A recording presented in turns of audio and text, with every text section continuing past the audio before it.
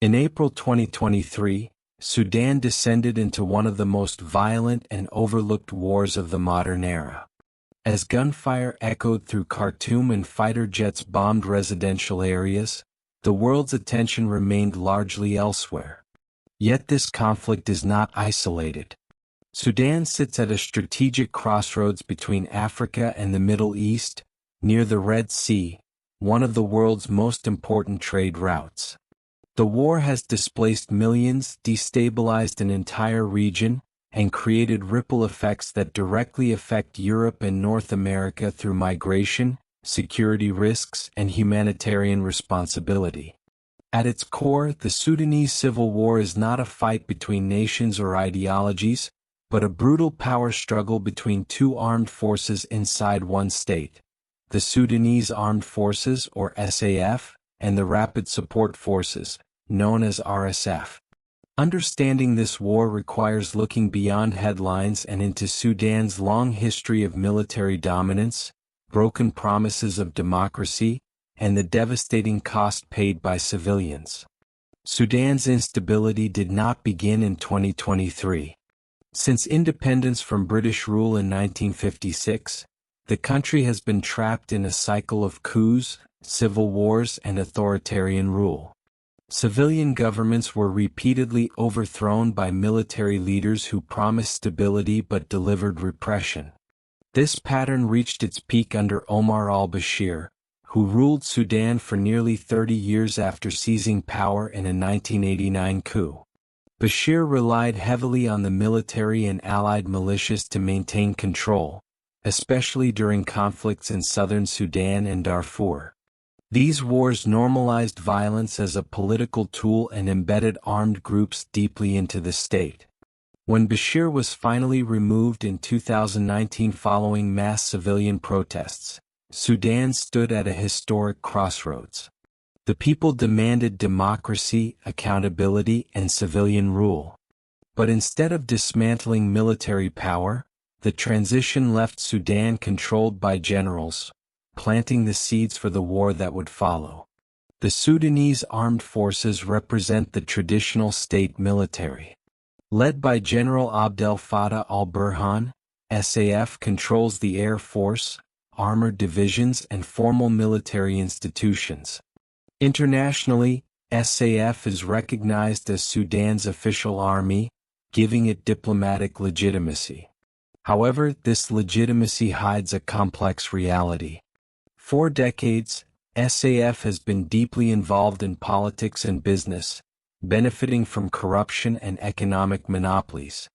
Many Sudanese civilians see SAF not as a national protector, but as an institution that blocked democratic reform after 2019.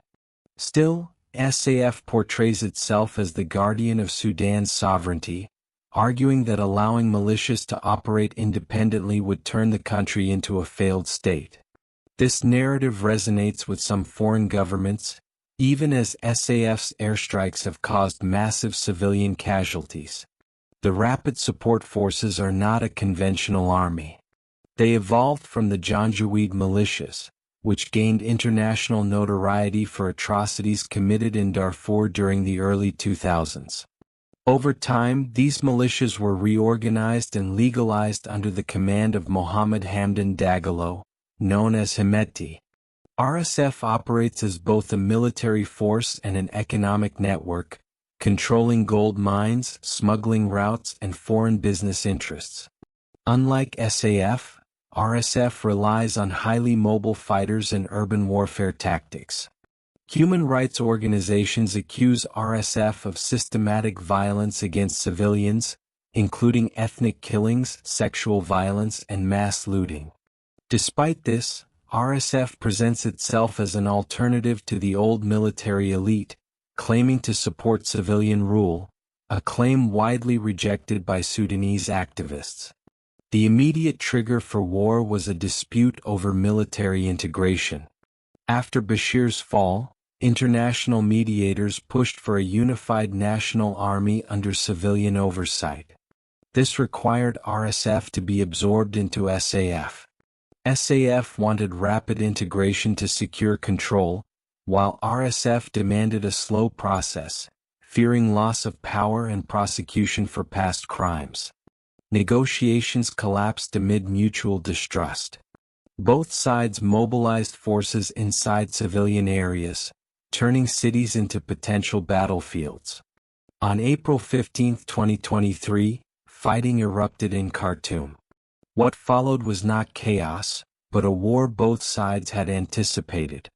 Sudan's democratic transition became collateral damage in a confrontation neither general was willing to avoid. Sudan's war is defined by urban combat. Airstrikes, artillery and street-to-street fighting have destroyed homes, hospitals and schools. Civilians are trapped between SAF air power and RSF ground assaults. Essential services collapsed as electricity, water and healthcare systems failed.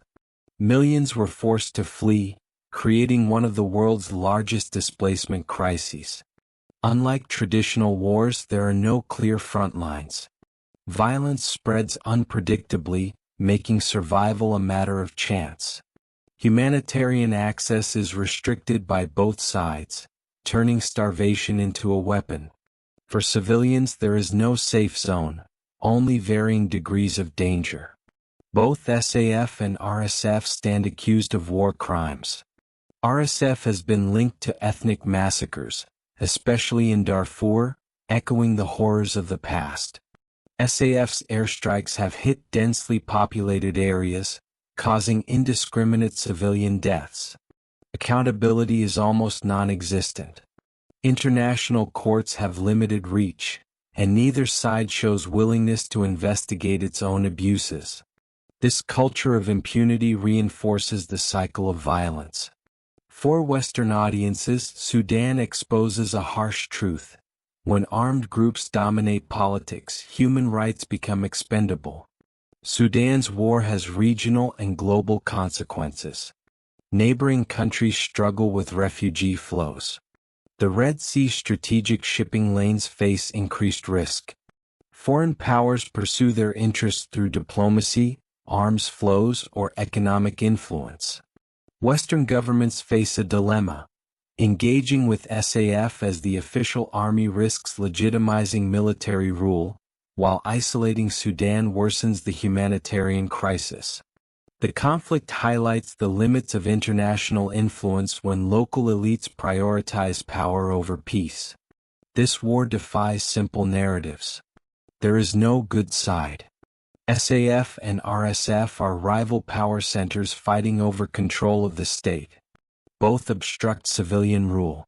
The real losers are Sudan's people, the same civilians who peacefully protested for democracy in 2019. Their voices have been drowned out by gunfire. Supporting Sudan does not mean choosing a general. It means supporting civilians, humanitarian access, and long-term accountability. The Sudan Civil War is a warning to the world. When militaries dominate politics, violence becomes inevitable. When militias are legitimized instead of dismantled, the state collapses from within. Sudan's tragedy shows that stability built on force is an illusion. For Western audiences, the moral is clear. Ignoring distant conflicts does not make them irrelevant. Sudan's suffering reminds us that democracy, once delayed, becomes far more costly to achieve. Until power is returned to civilians, Sudan's war will remain not just a national crisis, but a global failure.